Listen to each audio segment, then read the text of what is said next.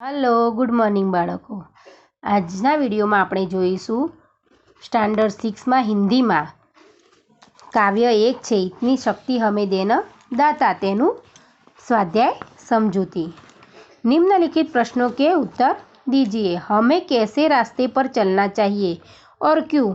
हमें नेकी के रास्ते पर चलना चाहिए क्योंकि इसी से जीवन में सुख और शांति मिल सकती है।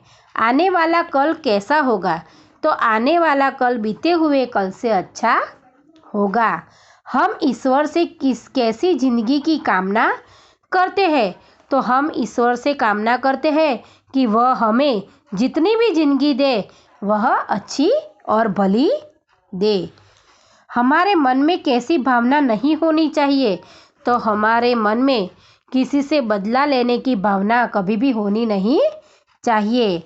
हमें किसके बारे में सोचना चाहिए?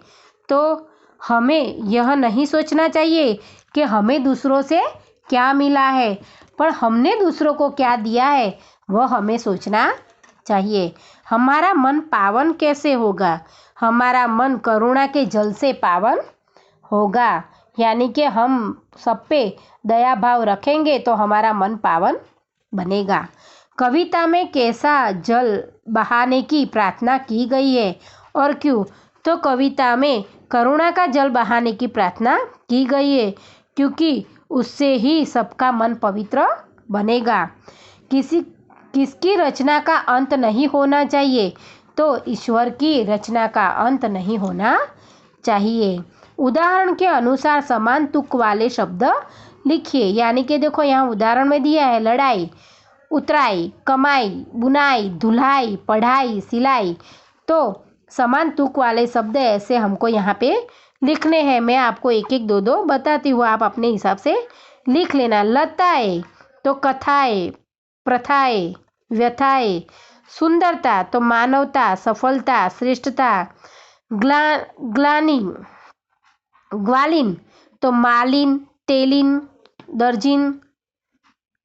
लिखावट तो बनावट, सजावट, रुकावट। सुनकर तो लिखकर, पढ़कर, कहकर। चिड़िया तो गुड़िया, बुढ़िया, चुड़िया। प्रश्न 3, नीचे दिए गए चित्र को देखकर चित्र का वर्णन अपने शब्द में कीजिए। तो बच्चों यहाँ पे हमें एक चित्र दिया गया है जो सागर के या दरिया के किनारे का है। तो आपको यहाँ पे क्या दिखता है? एक लड़का पतंग चगा रहा है, यहाँ दूर एक नाव है, ये बोट में 2 मानव बैठे हुए हैं, यहाँ पे छतरी के नीचे 2 इंसान बैठे हुए हैं, यहाँ पे ये बच्चे घर बना रहे हैं, यहाँ आइसक्रीम की गाड़ी है। तो बच्चों आपको ये चित्र में जो भी दिखता है वो आपको वाक्य में लिखना है। निम्नलिखित परिच्छेद का मातृभाषा के अनुसार अनुवाद कीजिए। मातृभाषा में अनुवाद कीजिए। एक चिड़िया पेड़ पर रहती थी, यानी कि एक चकली वृक्ष पर रहती हती। उसका घोंसला पेड़ पर था, એટલે કે એનો માળો ઝાડ પર હતો। ઘોંસલે में उसके 3 बच्चे थे, એટલે કે માળામાં તેના માળામાં 3 बच्चा હતા। वह अपने बच्चों के साथ रहती थी, એટલે કે તે તેના बच्चोनी साथे रहती हती, यानी कि बाळकोनी साथे रहती हती। एक दिन एक शिकारी वहाँ पे आया, એટલે कि एक दिवस एक शिकारी ત્યાં આવ્यो। वह चिड़िया को मारना चाहता था। ये चकली ने मारवा चाहतो हतो। चिड़िया ने बच्चों को घोंसले में सिर नीचा कर बैठने को कहा, એટલે કે ચકલીએ તેના બાળકોને માળામાં माथू नीचू राखी अने बेसवानुं कह्युं।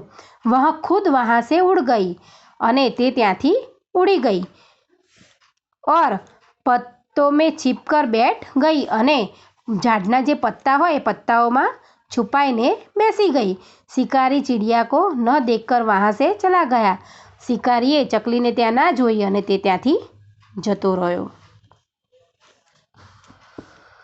प्रश्न 5, काव्य पंक्तियों का भावार्थ लिखिए। बैर होना किसी का किसी से, भावना मन में बदले की होना। तो ये काव्य पंक्ति कहती है कि हमें किसी से भी कभी भी दुश्मनी नहीं रखनी चाहिए। हमें हमेशा मन में अच्छी भावना रखनी चाहिए, कभी भी बदले की भावना किसी से भी बदले की भावना रखनी नहीं चाहिए। अपनी करुणा का जल तू बहा के कर दे पावन हर एक मन का कोना। तो हे ईश्वर, तू अपनी करुणा का जल ऐसा बहा कि हर इंसान का हर एक मन का कोना पावन हो जाए। तो बच्चों, यहाँ पे ये काव्य 1 का हमारा स्वाध्याय पूर्ण होता है। बाय।